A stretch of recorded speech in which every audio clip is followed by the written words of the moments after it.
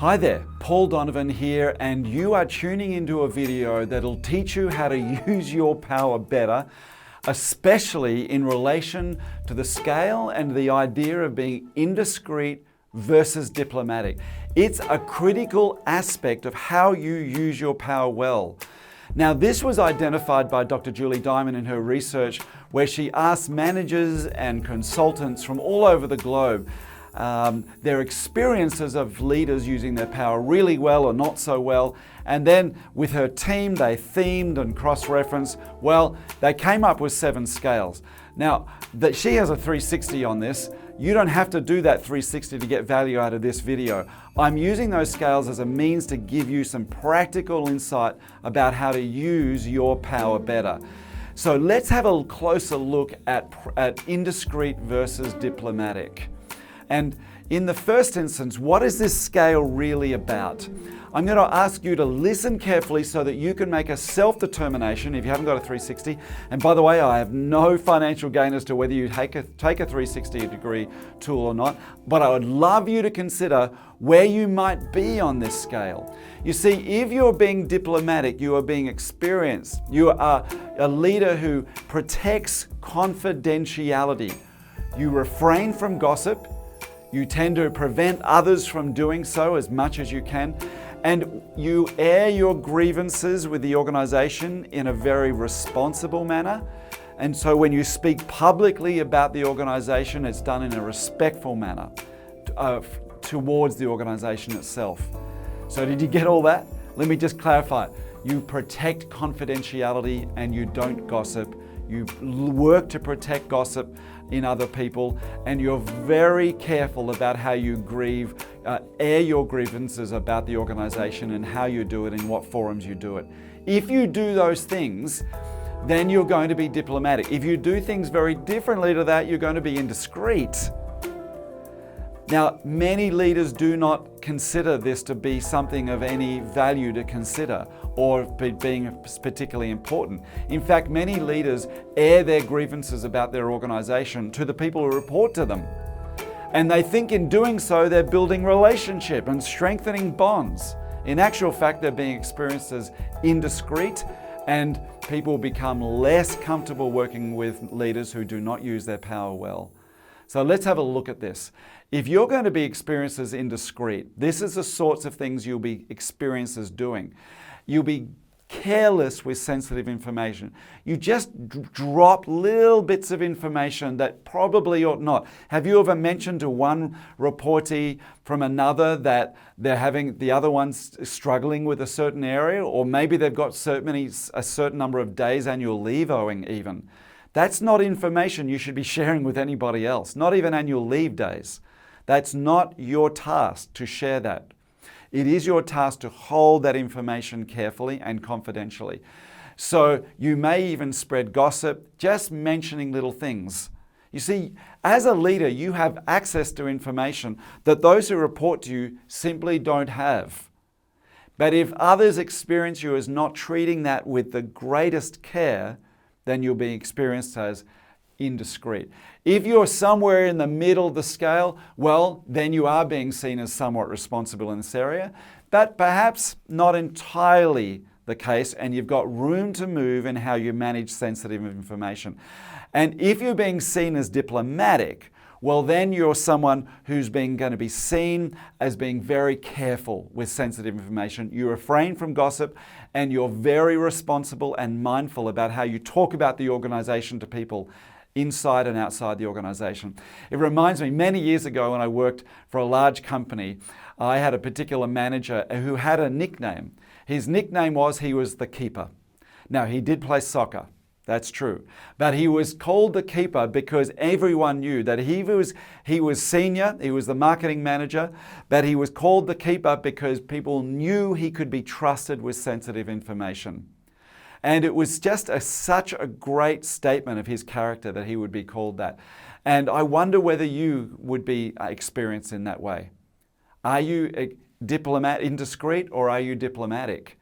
Consider carefully. Draw a line on a piece of paper right now and put a little mark there. Where on this scale might you be? because it's a critical expression of how you're using your power. So what has this got to do with power though? Why is being, experienced as indiscreet a use of power? Well, if it's not clear to you already, I want to just make it really plain. If you're a leader or a manager, you have access to information that others don't. And where you drop that information, even if you do it in a rather careless way, or maybe at moments in a very calculated way, that's very much a misuse of power. That's very much a misuse of power. You have access. Your rank gives you access to information others don't have. And if you are using that information in a way that is careless or gives you a little bit of comfort or enables you to, you think perhaps gain a certain esteem in the eyes of certain people because you know things, you are misusing your power. And everybody else knows it. We're very sensitive to this with the people above us, whether they're misusing their power through sharing inappropriate information. Even sharing something personal about your boss to people who are reporting to you, be careful as to why you might be doing something like that. It's indiscreet. All right, let's move on. So what do you get? What are the outcomes you get? Well, if you are experienced as indiscreet, you will begin to build jealousy, conflict, divisiveness, and you'll erode trust. So in this area, if you're experienced as indiscreet, you are damaging trust and you are likely to be creating problems in your team. That's the ultimate outcome down the track. But if you are diplomatic, well, you'll have a team that knows they can trust you with their sensitive information and they're going to give you more of it. And I don't mean just going to talk to you about their mother or father issues. I mean share with you potentially things that they're worried about in their work. Very much performance-related stuff. You'll be seen as trustworthy with information. So many bosses are not told things, but they think that everyone's engaging in full disclosure with them. But they're not. They're truly not. And one reason they may not be is if they're not experiencing you as truly diplomatic. So don't get embroiled in any kind of relationship dramas where you may find yourself sharing information that is not appropriate for you to share. And so if you do so in political dramas, it'll be very hard not to say things that you ought not be saying. So there are the outcomes. But let's have a look at what sorts of things I can give you as advice now. Let's be specific. You see, if you're being experienced as indiscreet and if you're behaving in an indiscreet manner, then I'd like you to examine your motives for sharing each and every piece of information that you share. Does it give you a little bit of a boost to share information that is sensitive, that's somehow juicy? What trade-off do you get? Are you gaining favors? So think carefully now about what you've shared and how you share it and what you get by sharing it. A life unexamined is not a life worth living, right? We know that saying from many years ago. I really would love for you to think now. Think about how you share information. We'll do an exercise on this in just a minute. If you're more along halfway the scale, make a practice of asking yourself, who could be offended or hurt if I shared this? And not just the people in the room, but the people outside the room who are likely to hear about it. Imagine anyone, if you're in a group or some kind of collective and you're speaking about a person, assume they're in the room with you. Just assume they're in the room with you, because not to do so is going to come back and bite you. You'll be experienced as indiscreet, truly. And I've known of many good managers, great managers, who had inadvertently dropped information about their boss or about one of their peers to their team who have reported to them, only to discover that it's come back up the circuit and they've been ultimately very embarrassed and ultimately had to apologize about sharing information with their team that was sensitive and they ought not share. It was awkward. They had to humble themselves. It was humiliating. They moved on. They grew. Learn from their experience. Please don't do it yourself. Okay, if you're diplomatic, then Now your task is to this. Look for the people who are, you think, gossiping, and take steps, especially people in your teams. There you want to hold a boundary to them. And now if you are diplomatic, then my advice to you is take it to the next level. How can you be more thoughtful and mindful about how you talk about this organization outside? I'm not saying take some sort of ridiculous PR trip and say a lot of stuff that's not true. But I do mean, how can you speak about your organization which is respectful, which invites others in, and that doesn't look to embarrass those who are inside the organization? You're diplomatic. You're diplomatic. This is not about trying to score points with people, and it's not about trying to run a PR program. It's about dealing mindfully with sensitive information. Okay, so here's a little exercise for you. I'd like you just to relax as you're watching me now and you see this image behind me.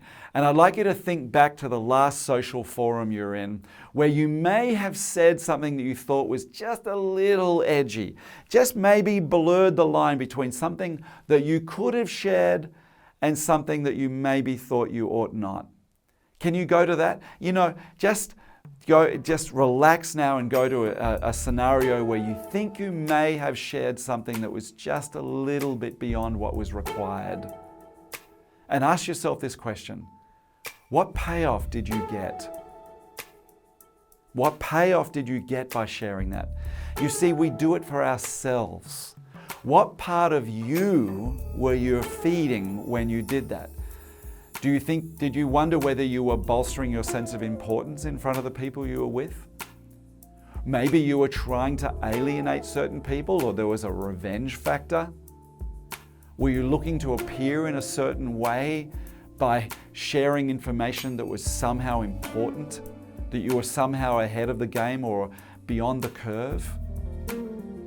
So I'd like you to become aware of how you were doing that. And I'd like you to write down now, even as you're listening and watching this video, which parts of yourself were you speaking from?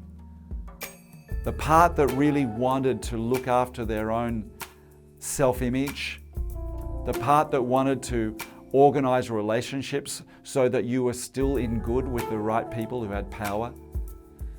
Become aware of that now. Now, if you can't acknowledge it to yourself in private, then it's very hard to go any further. But now you're on your own. Or maybe you're watching this video and you've got a little group and you can do this for yourself. Just consider that. And as you write those out, make a decision. Make a decision that you are full of all sorts of parts, but there are some parts that are better to lead from than others. The part that really is still concerned about how others feel about you and that you might be trying to gain certain esteem by sharing sensitive information, that's not the part to lead from. You have that part, so now make a decision to lead from the other part. The part of you that is sure who you are, the part of you that wants to fulfill your role and be purpose-driven, to work toward fulfilling the things that your role obliges you to do. That's the part you want to lead from, not the more uncertain, self-doubting parts. Okay, I hope that's helpful for you. This is all about being indiscreet versus diplomatic. It's a really fantastic lens through which to see how you use your power. Thanks very much. I hope you enjoyed the other videos, and check in and have a quick look at them since you're on the masterclass page. Speak to you soon. Bye.